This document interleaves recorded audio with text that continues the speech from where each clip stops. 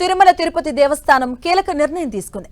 టీటీడీకి నేటి నుంచి విరాళాలు ఇచ్చే దాతలకు ప్రివిలేజెస్ తో కోత విధించింది. దాతల కారణంగా సామాన్య భక్తుల దర్శన వేళలు తగ్గిపోతున్నాయన్న కారణంగానే కొత్త పాలసీ తీసుకొస్తున్నట్లుగా టీటీడీ వెల్లడించింది.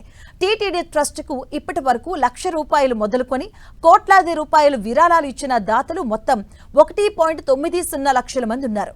ఇందులో 10 లక్షలు అంత పైగా ఇచ్చిన దాతలు 22,000 మంది ఉన్నారు. కేవలం 4 నెలల్లో 3,000 మంది వరకు దాతలు 10 లక్షల రూపాయలకు పైగా విరాళాలిచ్చారు. వీటికి ఏడాదిలో 3 సార్లు 6 మంది భక్తులకు వీఐపీ బ్రేక్ దర్శనం కల్పిస్తారు. అదేవిధంగా వసతి గదులను కూడా నామమాత్రపు అద్దెతో ఉచితంగా కేటాయిస్తారు. దాతలకు టీటీడీ కల్పిస్తున్న ఆకర్షణీయమైన సదుపాయాలతో నిత్యం విరాళాలు వెల్లువలా వస్తున్నాయి. దీంతో రోజు రోజుకు దాతల సంఖ్య పెరిగిపోతుంది. ఈ కారణంగానే సామాన్య భక్తుల దర్శనాలపై తీవ్ర ప్రభావం పడుతుందని టీటీడీ భావిస్తుంది. దీంతో టీటీడీ పాలక మండలి కీలక నిర్ణయం తీసుకుంది.